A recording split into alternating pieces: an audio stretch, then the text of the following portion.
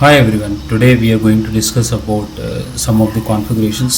So as you can see here, multiple configurations are there: eNB configuration, EPC configuration, and RB configuration, radio resource configuration, radio bearer configuration, and system information block configuration, and UV configuration.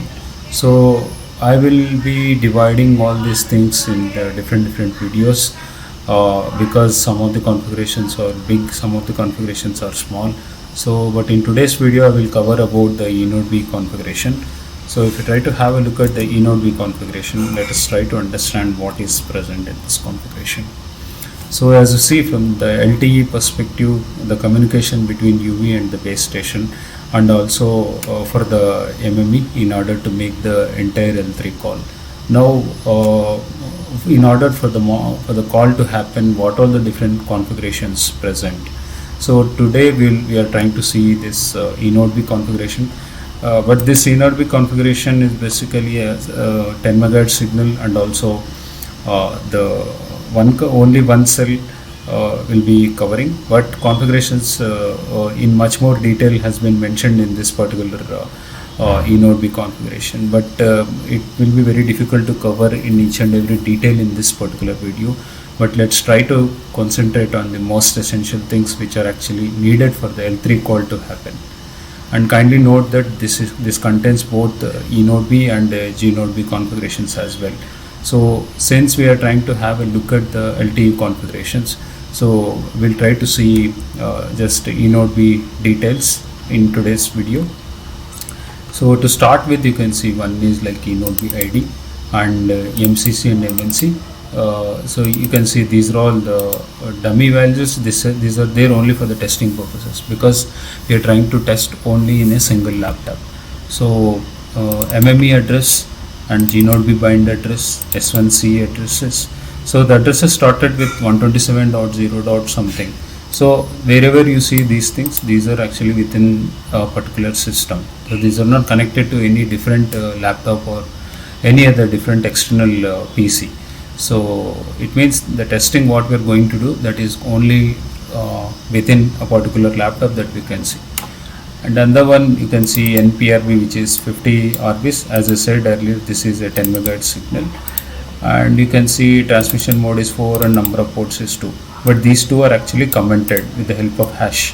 So it means like these are not utilized. It means the default configuration is actually taken if these two are commented. If we are uncommenting, then these two will come into the effect. So the main caution is we should not change any of the things, otherwise everything will be lost and we won't be able to do the L3 call. So let whatever be the default configuration, let it be like this. But let's try to understand only the configurations, whatever the main configurations are present.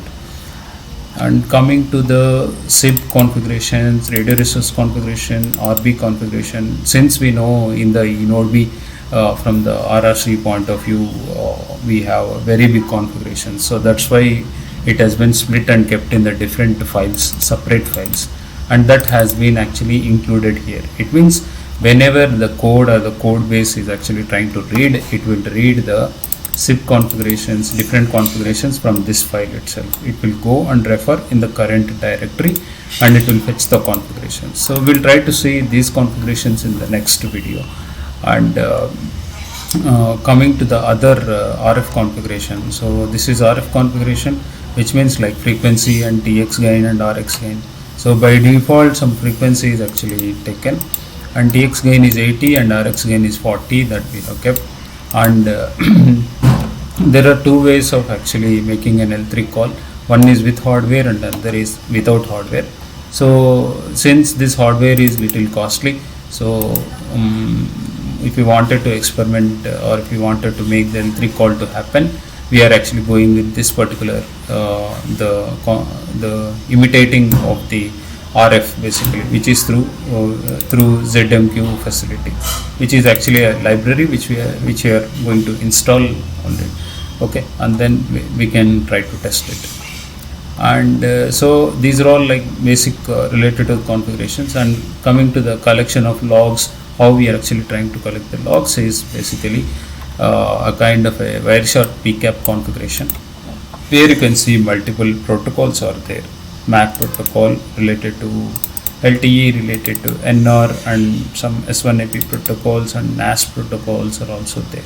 So as again earlier I just mentioned, if we are uncommenting this, then those things will take into effect, but we should be little cautious about what to enable and what not to enable, so that we can experience that effect in the logs actually.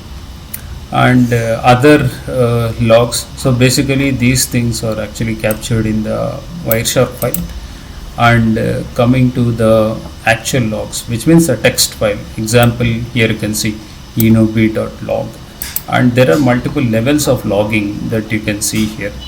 Whatever the logs we want, we can collect in the eNB file, but if we are giving all the things, then it is going to be a huge file. But we will go out of head actually, so about which one we have to see the logs actually. So that's why it's better to give only one, so that we can focusedly see whatever we are interested in. So that's the main thing about the logs. So I think for the basic understanding of the L3 call with respect to the eNB configurations, these are actually good enough to understand. But apart from that, other things are also there. These are little complex options actually that we can see. These are all only for the physical layer and the MAC layer guys who are actually interested to go much more in depth with respect to either scheduler or with respect to the MAC, right? So these are all multiple options, and the rest of the things are related to, some are 5G configurations, some are multicast configurations, right? So these are purely L1 configuration from here on, channel emulator options. So this entire code base consists of channel emulator, simulator, and also the real code as well. So depending on the type of the development involved, right? So accordingly those options can be chosen. So we have L1 developer, L2 developer, and LT developer. So depending on the type of work and nature of work actually involved, so those configurations that we can try and experiment all the things. So that's it guys for today's video. I think we can cover the other things like for example, so zip configuration, RR configuration, and RP configuration. So these things that we will try to have a look at in the upcoming video. So if you are visiting the channel for the first time, please like, share, and subscribe, and comment, and click on the bell icon for getting the important updates. Thank you, and see you next video.